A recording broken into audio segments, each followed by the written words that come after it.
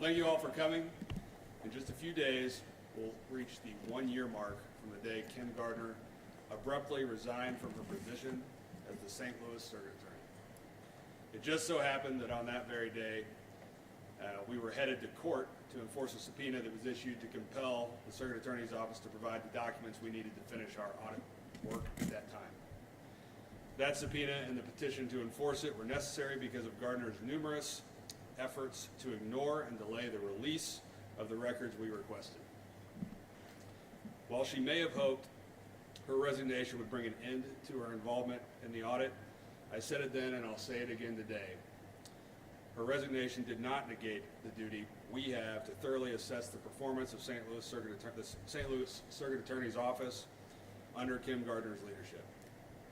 As I also said, it's important that Kim Gardner be made to answer for her time as Circuit Attorney one way or another.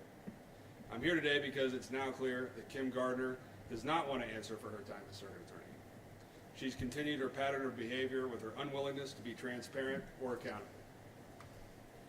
Kim Gardner knows we are trying to finish the audit. She knows there are questions that only she can answer. She knows she has the answer the people of St. Louis, that the people of St. Louis deserve. But to date, not only has she made no effort to respond to our requests, it appears she has willfully evaded our many efforts to obtain information that only she can provide. In our attempts to reach her, we have sent a letter. We've contacted multiple attorneys who have or are representing her. We've contacted former colleagues of hers in the General Assembly, made dozens of unreturned phone calls, and made multiple unsuccessful attempts to serve a subpoena on her through a process server. But rest assured, we've not given up our efforts to find her and hold her accountable. Let me be clear. Kim Gardner's refusal to accept responsibility for her time in office won't prevent us from completing our audit work. Our audit staff are in the process of preparing a thorough report that examines most aspects of the Circuit Attorney's Office. And if we have to, we can and we will release that report without her cooperation. While Kim Gardner has been obstructing the progress on this audit for years, I do want to thank current Circuit Attorney Gabe Gore, who's provided the kind of cooperation we never saw under his predecessor. It was Gabe Gore who finally opened the doors to the Circuit Attorney's Office and allowed our audit staff to work on site for the first time. So thank you to Circuit Attorney Gore for his commitment to transparency and for working in good faith with us to complete our audit. But even with the willing cooperation of the current Circuit Attorney and the outstanding work our audit staff has done with the information they've received, it's still expected that Kim Gardner come forward and make herself available to answer the questions that provide clarity about her decisions as Circuit Attorney. The truth is the exhaustive list of ways we attempted to speak with her to provide this information should have never been necessary. In no way should this have reached a point where a subpoena or a public press conference was necessary. She should have come forward willingly to give answers to our auditors and to the people of St. Louis who deserve to have the complete picture of her time in office. Because she has refused to do that, the audit of the Circuit Attorney's Office remains the only review of a city office that is yet to be completed. The St. Louis Board of Aldermen, at the urging of the people of St. Louis, asked my predecessor, Auditor Nicole Galloway, to begin this process 6 years ago. And in that time, every report has been completed, more than 20 in total, with the exception of one. And the reason for that delay is undeniable. It's Kim Gardner herself. So the reason we're here today is twofold. First, to Kim Gardner, I want to say it's not too late to do the right thing. You swore an oath to the people of St. Louis. You may have resigned, but your resignation does not end your responsibility to answer to the people of St. Louis about your time in office. I know you will see this. Do the right thing. Second, to the public, if Kim Gardner won't do the right thing, we need your help. Have you seen Kim Gardner?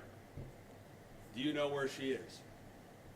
If we can find her, we will subpoena her and ask the questions that the people of St. Louis deserve to have answered. So please, if you have information regarding the whereabouts of former Circuit Attorney Kim Gardner, reach out to us at our whistleblower hotline by calling 1-800-347-8597 or email us at moaudit@auditor.mo.gov.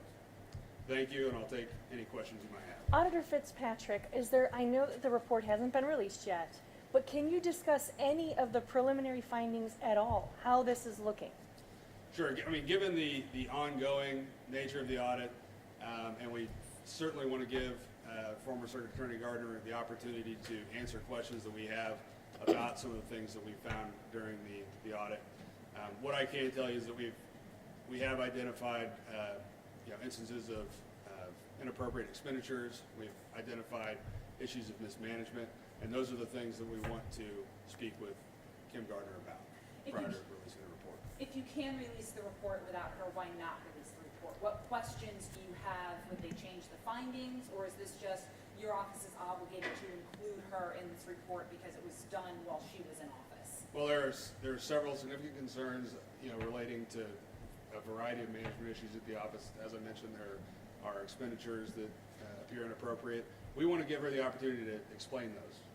If there's an explanation for them. What we have learned throughout the audit itself, through interviewing current and former employees of the Circuit Attorney's Office, is that during her administration, Kim Gardner herself was very involved in making nearly every decision for the office. And so when you have a principal in that office that was not delegating maybe as some other office holders have in the past, getting them to speak to their decisions is a part of providing the best report that we can.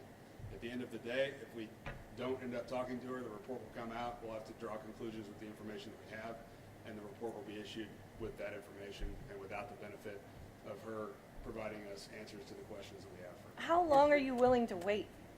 This audit is going to come out this year, one way or the other. So, 2024 is the year this report will come out. It began in 2021 under Auditor Galloway, and basically was stagnant for 2 years due to the lack of cooperation, mostly to the lack of cooperation of the Circuit Attorney's Office. When I took office in January of last year, it was a priority to get that audit out the door, and we've continued to prioritize that each day.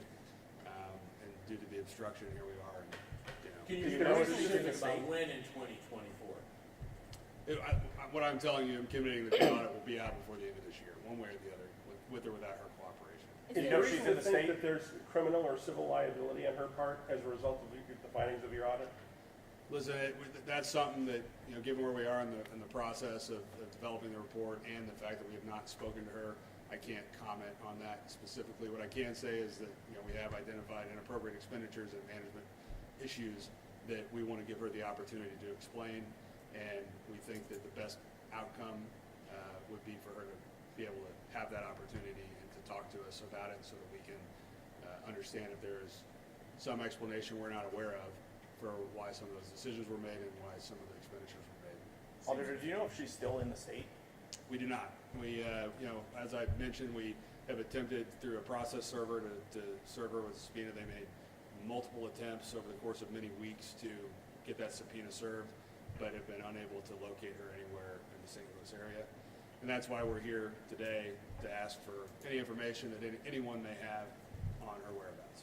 Her husband is the director of track and field at Clemson University. Have you reached out to the state of South Carolina or Clemson at all? We're aware of her husband's occupation. We've been in contact with many people. I don't know if specifically we've been in touch with Clemson or not, but I know that we've spoken with other places where where she has participated academically, such as SLU, and the addresses that we have on file for her residence, things like that, are the places we've looked so far. Seems like she's writing a handbook on how to avoid an audit. I mean, it's been over a year. She knows she's under an audit. It seems like maybe it's just time. Well, the audit will come out one way or the other. So there's no avoiding the release of the audit report. And frankly, I mean, the process of the progress of the audit has gotten to the point where, in the last couple of months, has been the time where we've been really looking for Kim and trying to get an interview set up with her. And what I would say is that I'm sure if somebody's willing to leave the state and never return, then that might be an effective way of not having to talk to us. But we're going to continue to look for. We have not given up on that yet. And like I said, at some point we will issue the report with or without her cooperation, but we do think that it's worth waiting a little longer in hopes of finding her and having the opportunity to speak with her to conclude the audit. Do you think there is any responsibility or blame for the delay from your predecessor in office, or do you think that that your predecessor was also making the efforts to reach out to her, or did she just let it kind of fall off? I think that the office could have been more aggressive at securing information prior to my time here. There were no subpoenas issued, and after a year and a half, I made the decision we were going to issue subpoenas. So that's a question that, really it shouldn't have come to that. It shouldn't have been a situation where a subpoena had to have been issued. But if the question is, could they have been more aggressive under the prior administration to try to bring this thing to conclusion? I think they probably could have, but that does not, I don't want to shift any blame really, because really the reality of the situation is the Circuit Attorney's Office should have been as forthcoming then as they are now under the leadership of Gabe Gore. Have you heard from either your people who have worked in this office or other audits that you have done this level of effort to avoid participating in an audit? Well, I've been here a year and 4.5 months, or year and 4 months at this point, and I can just speak to my time in office that this is a unique circumstance. I don't think that the office, in speaking with the auditors who've worked here for a long time, has ever gone to the level of holding a press conference to try to locate somebody.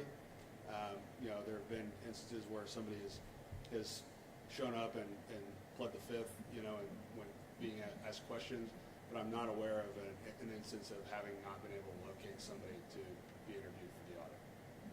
Has her staff been forthcoming? Has her staff been forthcoming? I believe that her staff that we have interviewed have mostly answered our questions that they knew the answers to. I mean, there have been a lot of I don't knows, I think, in some of those, or you'd have to ask Kim type answers probably, but so far, I mean, everybody else, and we did have to issue a subpoena for a different individual that was in the administration with former Circuit Attorney Gardner, but that subpoena was successfully served and that interview did take place. Beyond Was that that, with Chris Hinckley?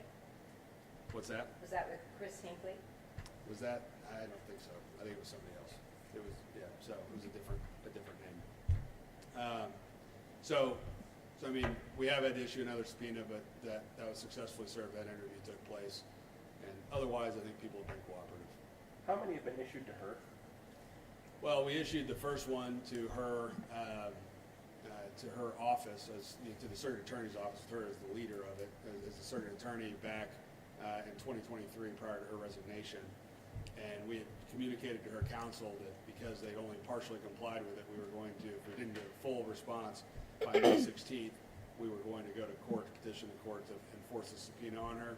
And that was the day, we had the petition prepared to be filed, and that was the day she ended up resigning from office. So we decided to wait until the new Circuit Attorney came in and work with them, and Gabe Gore has been cooperative. So there was the first one then, and then we issued another subpoena a couple of months ago that we attempted to serve her through a process server, but that effort failed on multiple occasions. And so the date for appearance that was in that subpoena has now passed, and so we're issuing a new subpoena today that we hope to be able to serve on her if we can get information about her whereabouts. So you've reached out to her legal. Audit, and what is the end hope for this? If you have criminal charges, to hand those over to someone else? I don't have the numbers for the cost. I mean, what I can tell you is that this was an audit that was requested by the Board of Aldermen, so at the end of an audit, we send a bill to the city and they pay the cost. So the city of St. Louis taxpayers are the ones footing the bill for the obstruction that's taking place here. And if you want a specific amount on the cost to date, we can work that up. I don't know that we have that available for you in this room, but we can get that answer for you if you'd like for us to. And in terms of the goal, an audit is not like a prosecution, right? It's a mission of finding the truth and getting answers for the people of the city. That was what we were asked to do 6 years ago. And so I don't want to sit here and say, no, the goal is not to have criminal charges. The goal is to let the facts lead us where they may. And if the result of that is criminal charges, then that is what it is.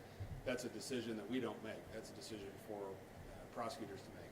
We just want to give the people of the city of St. Louis the best information that we can about her time in office and complete the audit report in the way that is customary, which includes having received information and interviewed the person in charge of the organization being audited.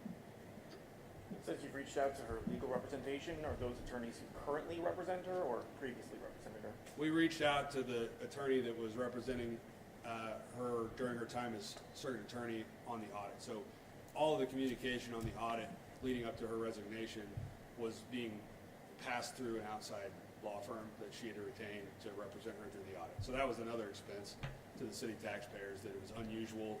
Most of the time we deal with a liaison in the office we're auditing. She hired outside counsel, so we reached out to that attorney, and our understanding is he is no longer representing her since she left office. He referred us to another attorney in Washington, D.C. that we reached out to and have not received a response from. So we've, again, that's multiple attorneys that we've attempted to contact her through, and at this point have not received a response from one of them knowing where she is or being able to accept service on her behalf. Any other questions? Unrelated, does your office believe that state taxpayers should pay for the defense of the state senators being sued over their social media posts relative to the chief parade? You know, that's a good question. I'm not an expert on legal defense fund law. I don't know if there's any precedent for that as to whether or not the Attorney General's office has defended legislators for public comments in the past. That's a decision for the Attorney General to make. He has sole authority to determine what is and is not, appropriate for the legal expense fund.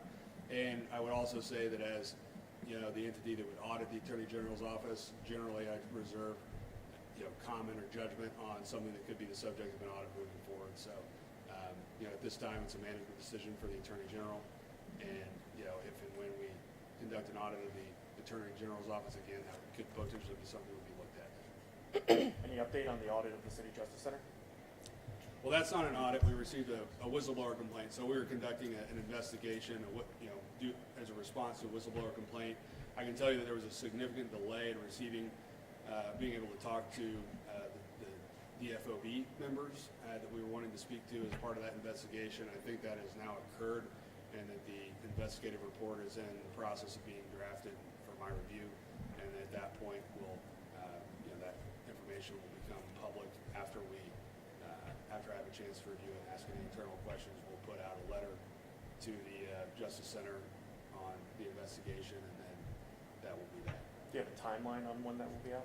I would imagine that that's probably in the next several weeks. I think the report stage, I think I was told it's a pretty lengthy report that is going to be coming, so to me to review. And the process there is we generally will send a closure letter to the Justice Center or whoever the entity being investigated is. That would be a public document, and then in certain cases we'll make an investigative summary public as well. Generally, the report could potentially become an audit work paper, which is a closed record, so we don't release the full report, but we would try to get as much information as we reasonably can while being compliant with the law to the public. All right. Thank you, everybody. Thank you.